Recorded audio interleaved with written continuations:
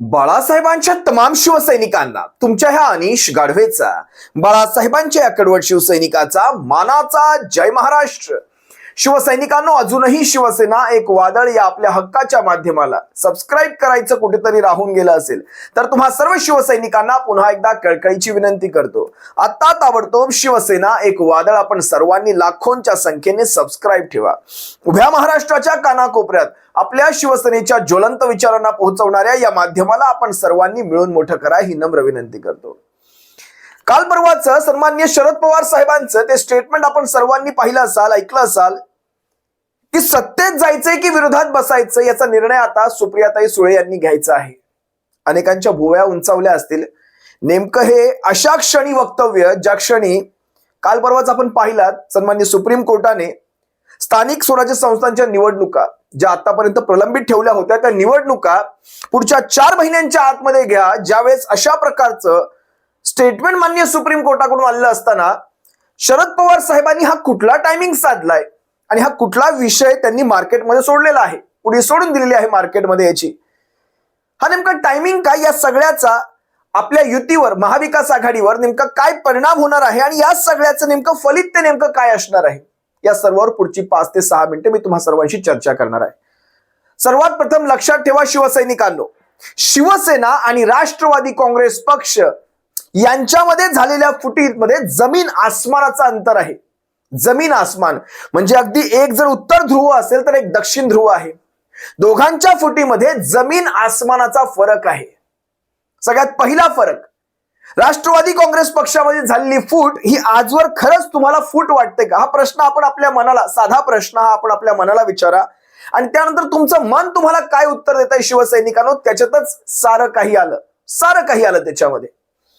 राष्ट्रवादी काँग्रेस पक्षामध्ये फूट कधी होती का, हा एक सगळ्यात पहिला पडलेला, तुम्हा सर्वांना पडलेला हा एक प्रश्न आहे। असो, त्या विषयाच्या जास्त खोलात मीही जाणार नाही, पण लक्षात घ्या, अजित पवार आणि शरद पवार हे पवार कुटुंबीय आणि राष्ट्रवादी काँग्रेस पक्ष आणि पवार कुटुंबियांचे आपसामध्ये असलेले संबंध हे आजवर आपण पाहत आलेलो आहोत। ज्यावेळेस राष्ट्रवादी काँग्रेस पक्ष हा फुटला असं आपण म्हणतो, तो त्या परिवारामध्येच फुटलेला आहे, तो आपसामध्येच फुटलेला आहे। आजही तुम्ही पाहाल, ना शरद पवारांकडनं ना अजित पवारांकडनं कधीही एकमेकांवर, ना त्यांच्या परिवाराकडनं, अगदी रोहित पवार असतील, पार्थ पवार असतील, सुप्रियाताई असतील, अजित पवार असतील, अगदी त्यांच्या परिवारातल्या महिला सदस्य असतील, यांच्याकडनं कुणाहीकडनं एकमेकांवर कधीही, खालची पातळी तर सोडूनच द्या, टीकाच झालेली नाही, कधीही झालेली नाही। या सगळ्या गोष्टी तुम्ही आम्ही सारे रोज पाहत आहोत। मग लग्न कार्य असतील, घरातली काही मंगल कार्य असतील, अगदी कुटुंबातले काही प्रसंग असतील, या सगळ्यांमध्ये एकत्र येणं, बसणं, उठणं हे सगळे आपण रोज पाहतो या सगळ्या घटना। आता राहिलाय प्रश्न ह्यांच्या आमदारां खासदारांमधला, दोन्हीकडच्या, तिकडे खासदार नाहीत म्हणा, एकच खासदार तटकरे, पण आमदारांचे काही प्रश्न असतील। अजित पवार इकडच्या आमदारांचे प्रश्न सोडवतायत, इकडचे आमदार तिकडे दिसतायत, तिकडचे आमदार इकडे दिसतायत। त्यामुळे शरद पवारांचं ते स्टेटमेंट, हा सारा टायमिंग, हे सगळं जर तुम्ही बारीक निरीक्षण करून पाहाल तर एक गोष्ट मात्र तुम्हाला इथे प्रामुख्याने जाणवते की राष्ट्रवादी काँग्रेस, हे माझं वैयक्तिक मत मी तुम्हा सर्वांसमोर ठेवतोय, राष्ट्रवादी काँग्रेस पक्षामध्ये मला कधीही फुटच जाणवलेली नाही आजतागत, आणि ही गोष्ट कित्येकदा माझ्या विश्लेषणामध्ये बोलून दाखवलेली आहे। ती फूट सहन करण्याची ताकद, पेलावण्यासाठी असली ताकद असण्यासाठी प्रत्येक जण शिवसेनेच्या पक्षप्रमुखांसारखा, उद्धव बाळासाहेब ठाकरेंसारखा नसतो। प्रत्येकामध्ये ती धमक नसते। सगळ्यात प्रथम गोष्ट लक्षात घ्या, प्रत्येक जण उद्धव ठाकरे होऊ शकत नाही। ती ताकद आणि ते धैर्य आणण्यासाठी प्रत्येक जण उद्धव ठाकरे होऊ शकत नाही। जो खुल्यामध्ये, आणि बघा, शिवसेनेची फूट ही फूट नाहीये, बंडराई गद्दारी आहे। आजही शिवसेनेमध्ये ज्यावेळेस ही फूट घडल्यानंतर आपल्यामध्ये कधीच संबंध आलेले नाहीत, या शिंदे टोळीमध्ये आणि शिवसेनेमध्ये कधीच संबंध आलेले नाहीत। जसे राष्ट्रवादी काँग्रेस पक्षामध्ये आपसामध्ये यांच्या आमदारांचे, खासदारांचे, नेत्यांचे, मंत्र्यांचे, स्वतः शरद पवार साहेबांचे, अजित पवारांचे, सुप्रिया सुळेंचे काय यायचे ते संबंध आले, पण शिंदे टोळीमध्ये आणि शिवसेनेमध्ये कधीही विस्तव गेलं नाही आमच्यामधनं कधी। लक्षात घ्या, आपण यांच्याकडे बघणं सुद्धा टाळतो, यांची थोबाडं पाहणं सुद्धा आपण टाळतो, या टोळीची थोबाडं पाहणं सुद्धा आपण टाळतो, कारण आपली शिवसेना फोडणाऱ्यांची ही औलाद कधी आमच्या डोळ्यासमोर येऊ नये हीच आपली इच्छा असते। यांना कधी आम्ही नामोहरण करून टाकू आणि कधी यांना आम्ही जमीन दोस्त करून टाकू, हाच तुमच्या माझ्या डोक्यात सतत विचार असतो। प्रत्येक शिवसैनिकाच्या डोक्यामध्ये हा विचार असतो, लक्षात घ्या।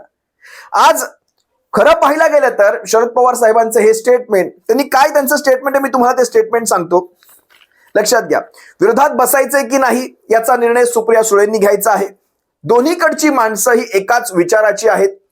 मी आता या प्रक्रियेत नाही, दोन्हीकडची माणसं एकाच विचाराची आहेत। मगाशी मी तुम्हाला जसं म्हणालो की इकडचे आमदार असतील, तिकडचे आमदार असतील, खासदार असतील, यांच्या मेंटॅलिटीमध्ये, यांच्या माइंडसेटमध्ये, विचारसरणीमध्ये फारसा फरक नाहीये।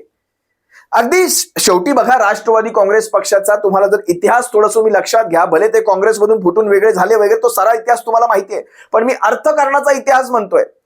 राष्ट्रवादी काँग्रेस पक्ष विशेषतः पश्चिम महाराष्ट्र आणि पश्चिम महाराष्ट्रातलं अर्थगाडा, मग त्यात तुमच्या सहकारी संस्था असतील, सहकारी साखर कारखाने असतील, सहकारी बँका असतील, अगदी दूध उत्पादक संस्था असतील, अगदी दूध उत्पादक संस्थांपासून क्रेडिट सोसायट्यांपर्यंत, पतसंस्थांपर्यंत अनेक सहकार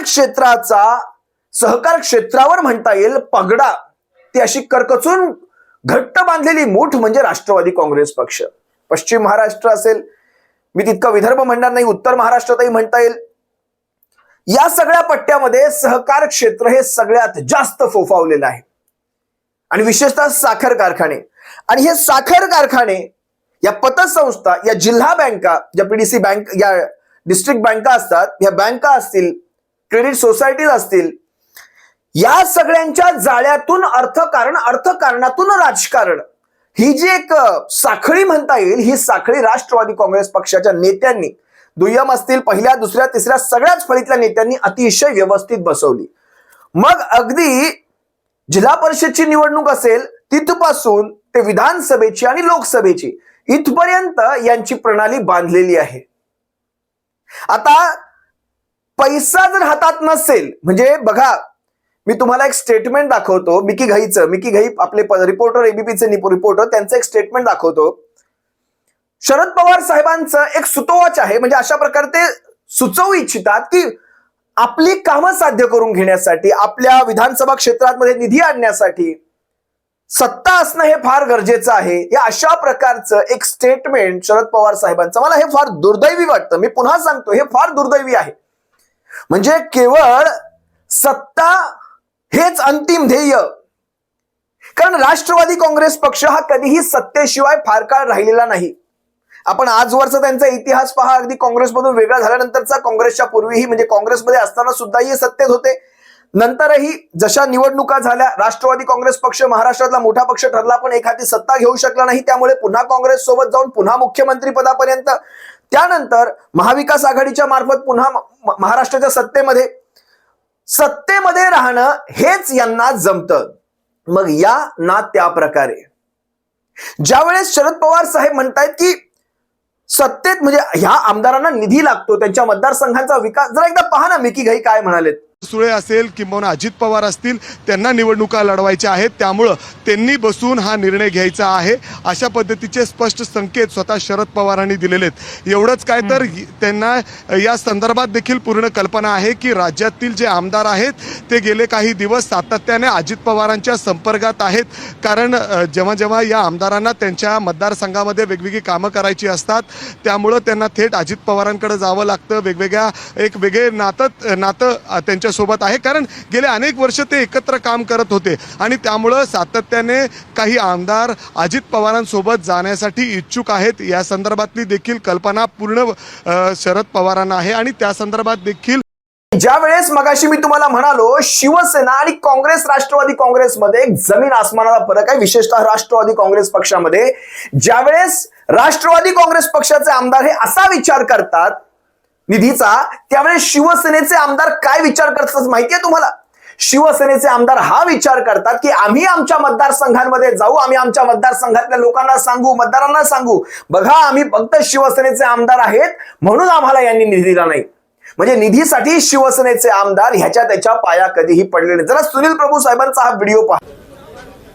असं आहे की सरकारच्या वतीने आमदारांना निधी वाटप जे करण्यात आलं त्याच्यामध्ये फार मोठी तफावत आहे। आज भारतीय जनता पक्षाच्या आमदारांनी दिला असेल, शिंदेंसोबत गेलेल्या आमदारांनी दिला असेल, राष्ट्रवादीच्या आमदारांनी दिला असेल, परंतु उद्धव बाळासाहेब ठाकरे यांच्यासोबत असणाऱ्या 16 आमदारांना या ठिकाणी 1 रुपया देखील या ठिकाणी दिला गेला नाही. असं आहे की जरी सरकार म्हणत असेल की आम्ही समसमान वाटप केलं किंवा यांचे प्रवक्ते म्हणत असेल समसमान वाटप केलं, तरी लोकांची फसवणूक करत आहेत. आज आम्ही उद्धव बाळासाहेब ठाकरे यांच्यासोबत असणारे आमदार आम्हाला देखील 2.5-3 लाख मतदारांनी निवडून दिलेले आहे आणि त्यामुळे या 2.5-3 लाख मतदारांवरती हे सरकार अन्याय करते. ज्या पद्धतीने हे सरकार वागतंय, केवळ या सर्वसामान्य जनतेवरती अन्याय करण्याचं काम ते करतंय. या भागातली जनता सरकारला धडा शिकवेल.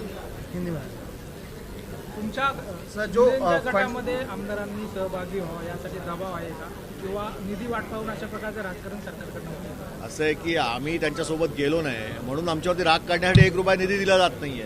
सरकारमध्ये आमच्या मंजूर झालेले मतदारसंघातले पैसे देखील जलस म्हणून यांनी त्याच्यावरती स्टे दिलाय आणि लोकांना यापासून सुविधा ज्या आम्ही देणार होतो त्याच्यापासून वंचित ठेवलं. मंत्रिमंडळ 19-20चा फरक आहे. 19-20चा आम्ही उद्धव बाळासाहेब ठाकरे यांच्यासोबत आहोत. हा त्यांना फार मोठा त्यांना जो काही त्रास होतो आणि म्हणून आमच्या मतदारसंघामध्ये आम्हाला निधी न देऊ पुढच्या वेळेला आम्ही निवडून येऊ नये म्हणून हे सगळे प्रयत्न चालू आहे. आम्हाला माहिती आहे की आम्हाला 2.5-3 लाख लोकांनी निवडून दिलं. ही जनता आमच्या सोबत आहे. आम्ही जनतेसमोर राहू आणि हे सरकार कसं वागलं आहे आणि आम्हाला येणार निधी आणि ज्याचा पण त्यांना सुविधा मिळणार होत्या त्यापासून या सरकारने त्यांना कसं वंचित ठेवलंय ते आम्ही लोकांमध्ये जाऊन सांगतो. 19-20चा फरक आहे. फार मोठा फरक नाहीये जे तुम्ही आरोप करतात. गिरीश महाजन बोलले की फार फरक नाही. गिरीश महाजन म्हणतात ते काय सगळं खरं असतं काय? 19-20 त्यांनी बघावं आकडे. जर 16 आमदारांना 1 छलाम जरी दिला असेल ना तरी मी माझं राजकीय कारकीर्द सोडून देईन. प्रोफेसर हिंदी में जानना चाहिए.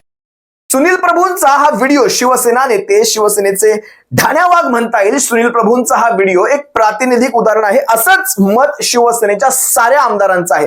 कधी म्हटलं नाही या शिंदे टोळी पुढे थोडंसं डोकं असं झुकवू जेणेकरून निधी येईल, मतदारसंघाचा विकास वगैरे या सगळ्या गोष्टी होत राहतील, पण शेवटी तत्वनिष्ठा आणि स्वाभिमान ही सगळ्यात महत्वाची गोष्ट असते. बघा पुढे शरद पवार साहेब काय म्हणतायत, मी आता या प्रक्रियेचा भाग नाही.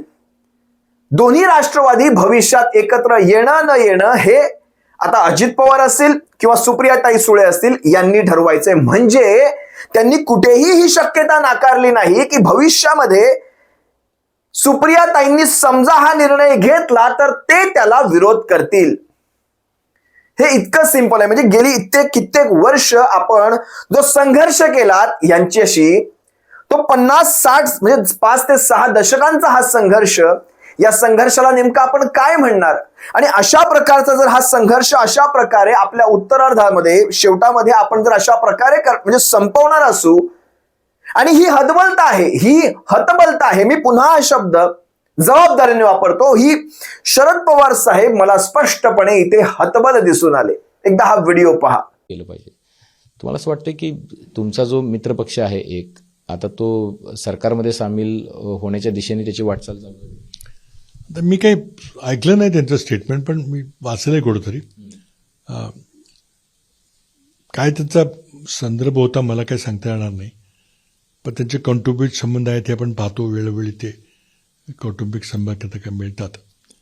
आता महत्वाचं स्टेटमेंट असं की बराचसा मोठा ग्रुप हा अजित पवारांच्याकडे जावं अशा मनस्थितीचा आहे आणि त्याला स्वतः शरद पवार साहेब मान्यता देतील का, एक मोठा विषय. कारण त्यांचं 50 वर्षाचं जे राजकारण होतं त्याची समाप्ती अशा प्रकारे ते करतील का, हा त्यांचा वैयक्तिक प्रश्न आहे. बावनकुळ्यांचं स्टेटमेंट त्या दिशेनं होतं की काँग्रेस पक्ष मोकळा करा, म्हणजे विरोधी पक्ष संपवून टाका आणि जे येतील आमच्याकडं ते त्यांना काय करायचं आपण बघू, कारण तुमचं आम्ही काळजी घेईन. आता तुमचे म्हणजे जुन्या माणसांची जर काळजी घेतली तर नव्यानं जागा मिळणार नाहीत. काय चाललंय काय माहीत नाही. त्यांचा उद्देश एकच आहे की विरोधी पक्ष मुक्त करा, कारण हे लोक लोकशाहीला घाबरतात, त्यांना लोकशाही संपवायची आहे. आणि आता जर विरोधी पक्ष संपवले तर मग एक पक्षाच्या राजवटीला काही लोकशाही कोणी म्हणत नाही, त्या दिशेने ते चाललेले. पवार साहेब हातबल होते असं दिसतंय तुम्हाला? ते काही वैयक्तिक काही बोलणार नाही मी, काय त्यांच्याशी अलीकडे काही भेटलो नाही, तर कुठल्या पार्श्वभूमीमध्ये ते बोलले मला माहिती नाही.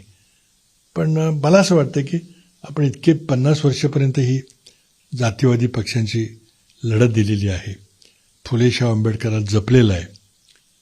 आता यावेळेला तो विचार सोडून देणं जे मनाला पटत नाही, पण त्यात निर्णय काय होईल काय मला माहीत नाही. पण ते पक्षाचे अध्यक्ष असताना ते स्वतःच म्हणतात की आता मी काही पक्षाच्या निर्णय प्रक्रियेत राहिलो नाही. हे काय सूचित करत?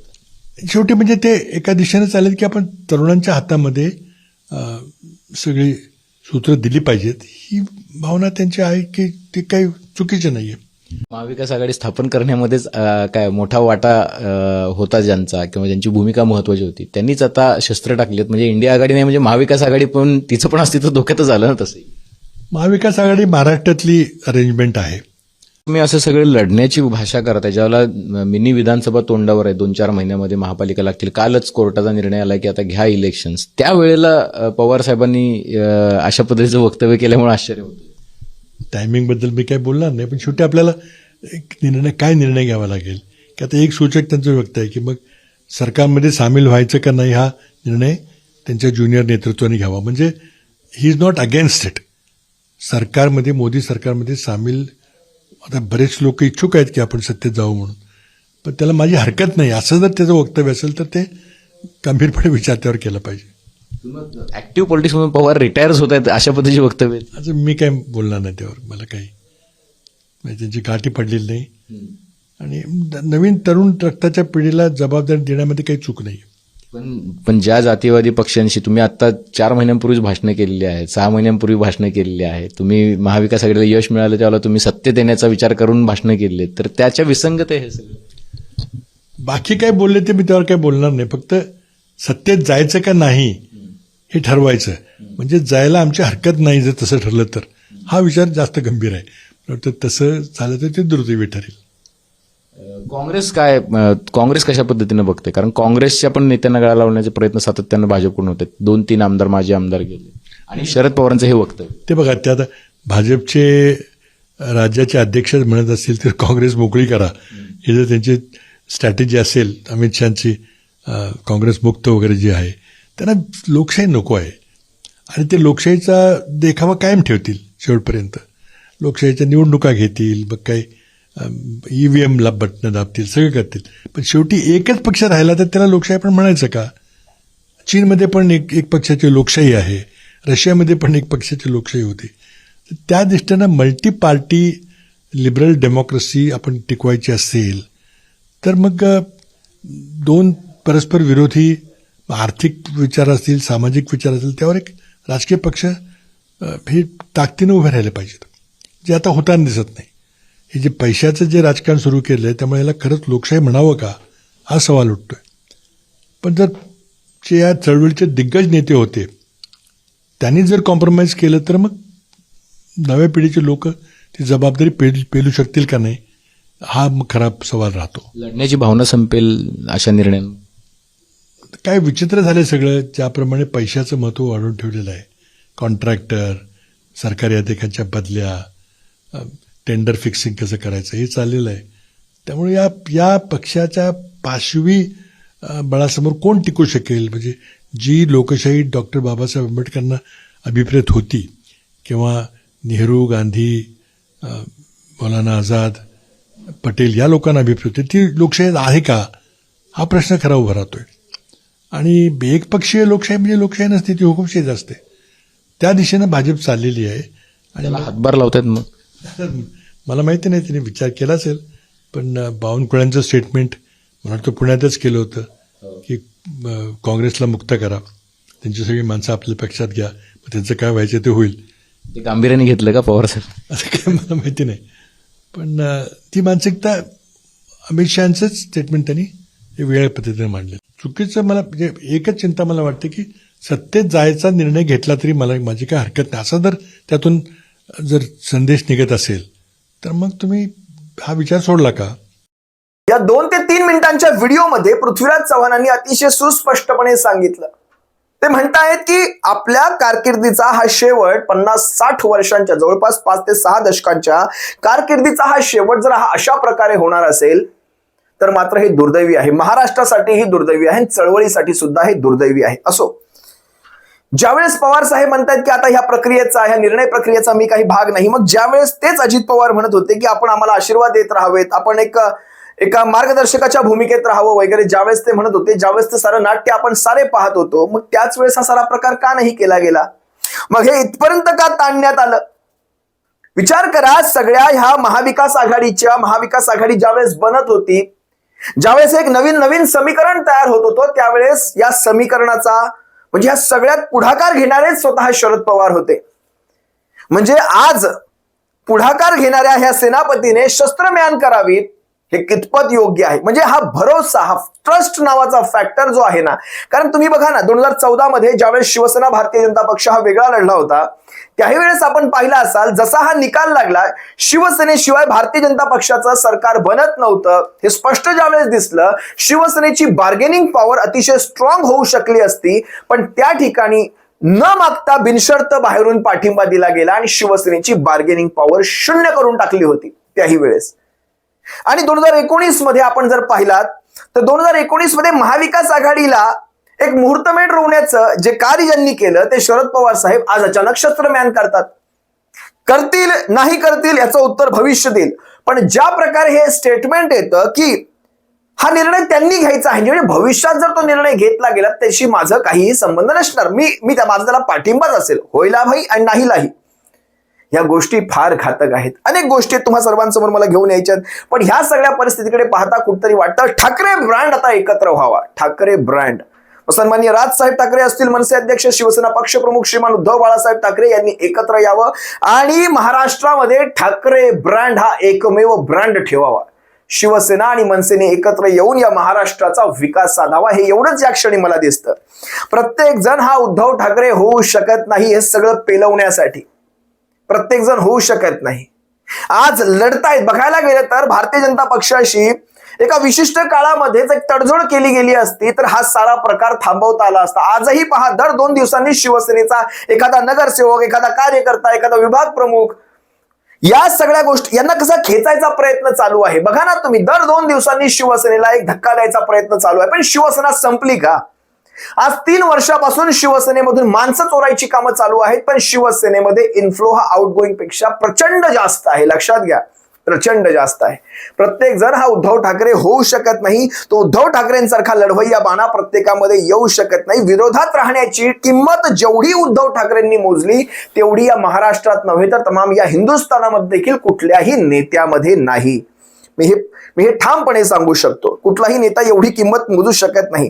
त्यामुळे सगळ्यांना ज्यांना जायचंय सत्तेमध्ये त्या सर्वांनी जा. आम्ही राहू विरोधामध्ये, विरोधात बसून एका विरोधी पक्षाची भूमिका आम्ही योग्य पद्धतीने बजावू.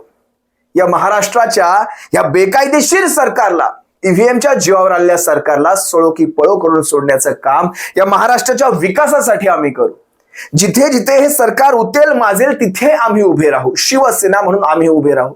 ज्याच्यात ताकद आहे तो सोबत राहील, ज्याच्यात नाही तो निघून जाईल. सध्याचं काय झालंय, संख्याबळ पाहता भारतीय जनता पक्षाचं संख्याबळ याव, अजित पवार टोळीचं त्याव, शिंदे टोळीचं त्याव, ही संख्याबळ पाहता पुढची 5 वर्ष सत्तेच्या शिवाय काढणं ही यांची खरी मजबुरी आहे. सत्तेच्या शिवाय 5 वर्ष काढणं ही फार कठीण गोष्ट आहे आणि अशा लोकांसाठी, विशेषतः ज्यांनी कधी सत्तेशिवाय काळ काढलेला नाही. लक्षात येतंय तुमच्या? सत्तेशिवाय काळ न काढलेली माणसं ही अशी हपापलेली असतात आणि शेवटी त्यांना सत्ता खुणावत असते. हे सारे सत्तेसाठी. याच्यात आता विचार करा, अजित पवारही काय म्हणाले होते ज्यावेळेस ते गेले की बाबा सगळं ठीक आहे पण शेवटी निधीशिवाय काही करता येत नाही, त्यामुळे आम्हाला जाणं भाग होतं वगैरे वगैरे. हे इतकं क्लिअर, क्रिस्टल क्लिअर सांगतायत, म्हणजे आज जनतेला किती गृहीत धरलं जातं, तुमच्या तोंडावर स्पष्ट सांगितलं जातं. चाललोय आम्ही सत्ता म्हणून आम्ही चाललेलो आहोत, आम्ही विरोधात राहू शकत नाही. म्हणजे विचार करा, एक काळ असा असायचा की त्या काळामध्ये, आता शिवसेनेचं उदाहरण घ्या, शिवसेनेने कधी सत्ता उपभोगली तुम्ही मला सांगावी? 5 वर्ष शिवसेनेचं सरकार होतं, 95 ते मला वाटतं 2099 पर्यंत सरकार शिवसेनेचं. या 5 वर्षाचा एक सरकारचा काळ सोडला तर कधी शिवसेना सरकारमध्ये आली तुम्ही मला सांगावं? 14 ते 19 ही सत्ता कधीही नव्हती. ती फक्त नावाला आपल्याला टिकली लावली गेली होती. आणि हा 2.5 वर्षांचा काळ, हा तर सबंध कोविडमध्ये शिवसेनेने सत्ता म्हणून कधीही उपभोगलेली नाही. कुठल्याही पक्षाला, राजकीय पक्षाला सत्ता ही लागते कायम. आपल्या पक्षाला बळ भरण्यासाठी, आपल्या कार्यकर्त्यांना बळ भरण्यासाठी सत्ता ही कायम लागते. पण तसं शिवसेनेच्या बाबतीत कधी घडलं नाही. शिवसेना ही सत्तेशिवाय वाढलेली एकमेव संघटना आहे, लक्षात घ्या. असो, हे जे काही घडेल तुम्हा सर्वांसमोर येईलच, पण सध्याच्या घडीला मला फक्त एवढंच दिसतं की उद्धव साहेब आणि राज साहेबांनी एकत्र यावं. ह्या शिंदे टोळीचा भविष्यामध्ये जर खात्मा करायचा असेल, ह्या शिवसेनेच्या गद्दारांचा खात्मा करायचा असेल, कारण जेवढा संघर्ष आपण शिंदे टोळीशी करतोय शिवसेना म्हणून, तेवढा कधी संघर्ष आपण राष्ट्रवादी काँग्रेस शरद पवार साहेबांचा पक्ष विरुद्ध अजित पवारांची राष्ट्रवादी असा बघतो का? तर कधीच बघणार नाही, कारण त्यांच्यामध्ये ते वितुष्टच नाही जेवढा वितुष्ट शिवसेना आणि शिंदे टोळीमध्ये आहे. असो, तुर्तास मी तुम्हा सर्वांची रजा घेतो. या विषयावर जे काही घडेल तुम्हा सर्वांसमोर येईल, पण भविष्यामध्ये जर अशा प्रकारच्या ह्यांचा सत्तेकडे जाणारा हा ओघ जर पाहिलात तर कधीही त्याला नवल वाटून घेऊ नये, इतकंच सांगेन. सप्रेम जय महाराष्ट्र. काळजी घ्या.